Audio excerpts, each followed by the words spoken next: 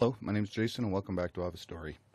I'd like to thank everybody for following along and trying to help me, and as we all help each other, try to seek the Lord. I'd like to start out, and I guess I will be, like I said, I'm totally winging this and figuring it out as I go along, but I'm going to start opening my Sunday mornings with my prayer. I pray for peace, love, happiness, good health, wealth, prosperity, and happiness and freedom for my family, friends, and especially our children and our elderly.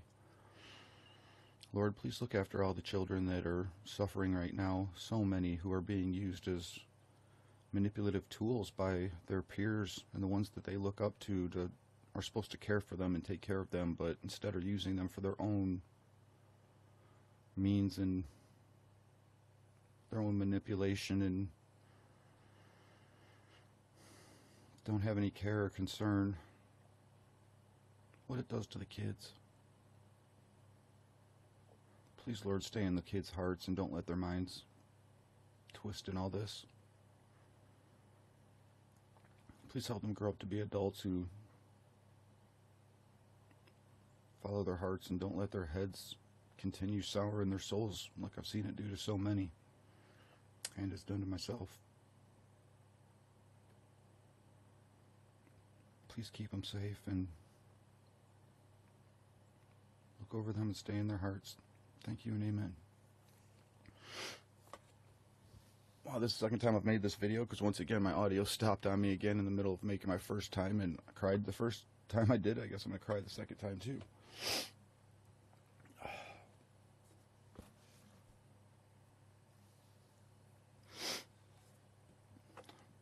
So much emotion I have doing this on top of all the equipment failures that I have.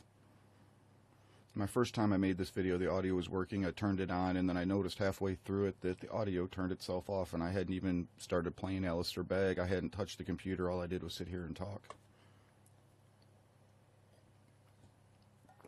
I share that for many reasons, people, because it's not only how much of this it's been putting me back, putting me down, changing what my videos would originally have been if I hadn't had to go into a whole different emotional set and mindset going into making another video when I just did it. But also the fact that you don't stop and you keep going. You don't let it stop you. Keep fighting those battles. Keep hurdling those, every bump, hill, mountain they put in front of you. Just keep on jumping.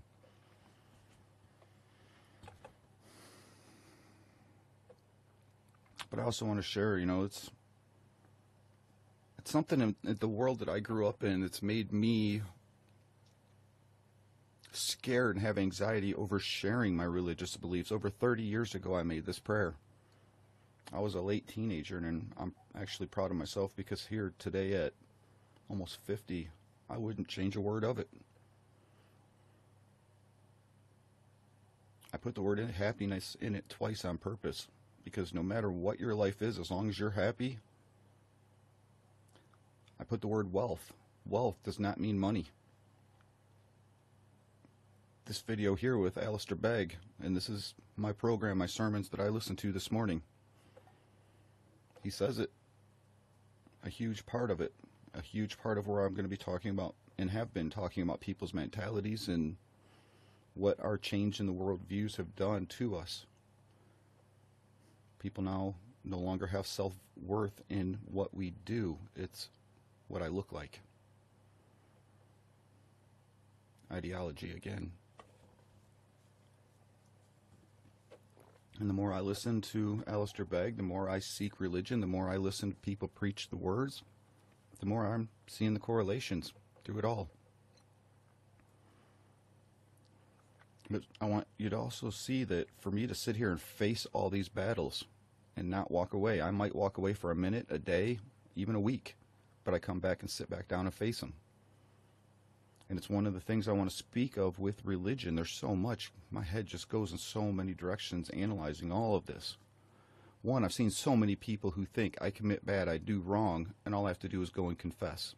But then I get to keep going and continuing those actions. And all I have to do is go back and confess. That's really twisted around what religion is and what it's all about. Do you sit in front of a judge and say, hey, I didn't mean it again, and you're supposed to get away with the crime. No, we have rules and foundations for a reason. So we don't just give it to the Lord and think that he's going to take care of our problems. We, at the end of the day, have to be the soldiers on the ground still doing the footwork, people. I've seen so many people who just say, I gave it to the Lord. I don't have to face it anymore. No, at the end of the day, those footsteps are still following behind you. All those skeletons, clickety-clack, clickety-clack. And the more of them you don't face, and the more of them you don't stand up and challenge yourself, challenge those problems, the more clickety-clacks you hear coming behind you, and the more that army just starts growing and growing behind you, to where it starts drowning out your life. And you don't hear and see the things that are actually around you. You just have too much clickety-clack drowning it out behind you. You got to start facing those problems yourself, and the Lord doesn't just knock them down. The Lord doesn't just pay your bills when you're in debt. You have to find ways to make that happen. And the Lord, if you keep trying and you keep doing good and you keep making your end the best you can, the more he's going to help you along that way. He doesn't just drop the lottery in your lap. So I've seen a lot of people who've fallen victim to that. They think we just give it to the Lord and I don't ever have to face it again. No, you still, at the end of the day, have to be the soldier. You still, at the end of the day, have to be the adult. You, at the end of the day, still have to stand up and face your battles. And you, at the end of the day, have to stop doing all your harm that you're doing and the bad things you're doing and start actually following the words and quit just letting them go in one ear and out the other. So much of that is going on today.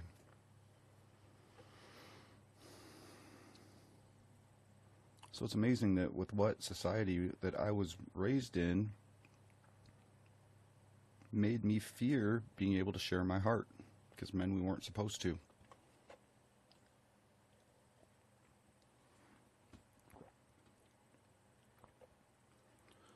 So today, listening to the sermons that I listened to today, really played into what I've been talking about and the materialism and what it has done to the people. People think, look at me, look how glamoury I am, look at all the twinkle and dazzle. Part of why I am anti-twinkle and dazzle. I don't want those things to be what makes me who I am, and I don't want to fall down that whole line. My actions, the things I do, that's what makes me who I am. That's what makes you who you are.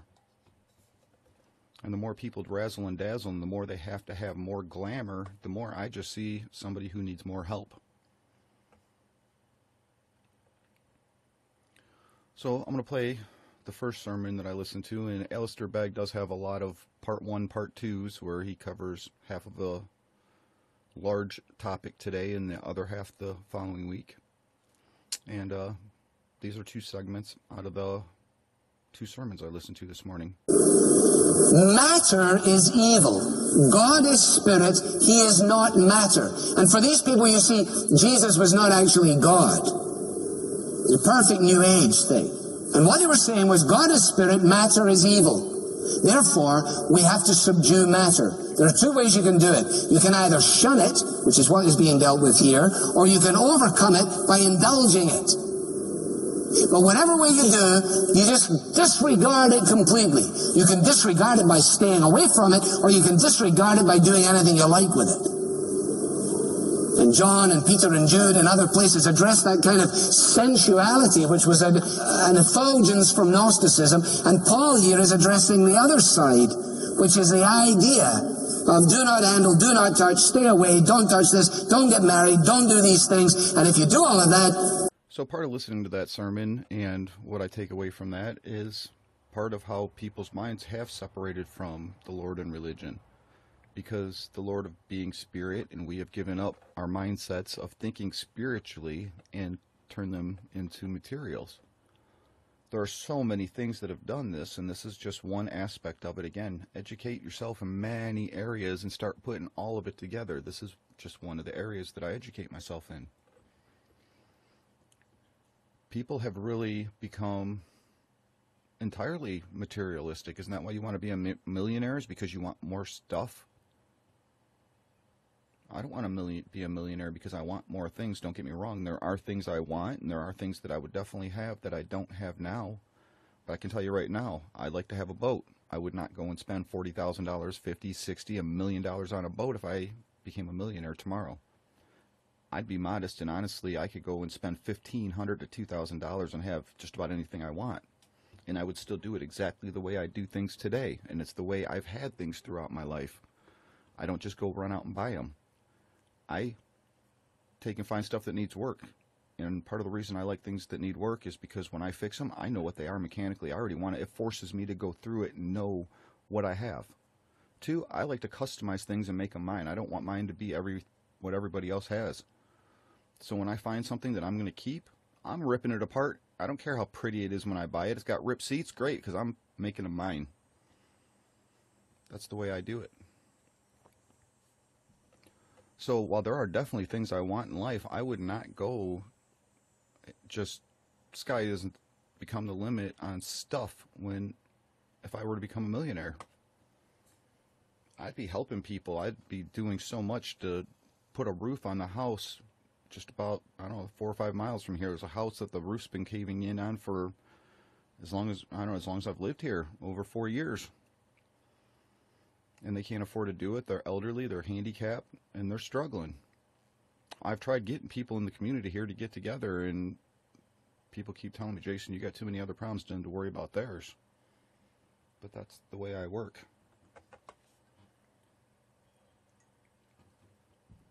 That's when I don't want to change in me. Even though I need to focus more on my life, but honestly, without having a partner and without having my kids, I feel no purpose and direction. Even with everything else I have and have been given, and God, the Lord has blessed me in so many ways, I still feel no purpose or direction being here alone. Part of where the Lord does fill that void in my life is I'm not just alone. In my community, I'm not just alone, but that's still, it's not the same. It still does not fill the void that is so deep of emptiness and depression. That's part of why I have the mindset of not being materialistic. So many things, again, so many things when you look at it all. And it's part of why religion is important, because it teaches us those reasons. People think that, want to look at history as they were the cavemen. They didn't know anything, when today it's actually, we have become so advanced and knowledgeable in so many ways, but we've lost touch of what really the natural human nature of things are, and the worldwide nature. People want to humanize animals, but de-animalize humans. That's a terrible false ideology going on. And it's part of where we lose knowledge and understanding of why we are who we are and what makes things happen. Part of why reading the Bible is so important, because it takes us back to ground foundations and teaches us a lot of that all over again. And I've learned so much just in that aspect through a religion alone. It's been tremendous, and I'm here to share those stories with you on Sundays. So I'm going to close with that and let Alistair Begg finish off. I think I must be doing something wrong. My marriage is in good shape. There's something fouled up here. Where do you get this from? You want to live 33 years up a pole or something? So that's what Paul says by the time he ends up 1 Timothy. He says in 1 Timothy 6, we'll come to it eventually, he says, tell the rich people not to hang their hat on being rich.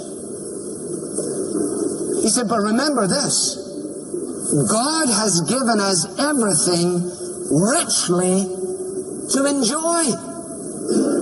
He's not talking about ill-gotten gain. He's not talking about rampant materialism.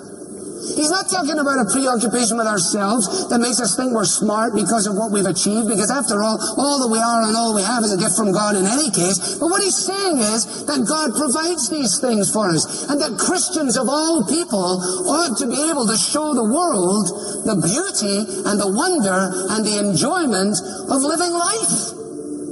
And by our very vitality in life, the world would be coming to us and saying, how come it's like this? Why is your marriage like that? Why is it like this when we eat in your home? And what will the answer be? We've rejected the nonsense from the hypocritical liars. And the remedy is found in God's creation principles. And the liberty that's enjoyed is a wonderful liberty.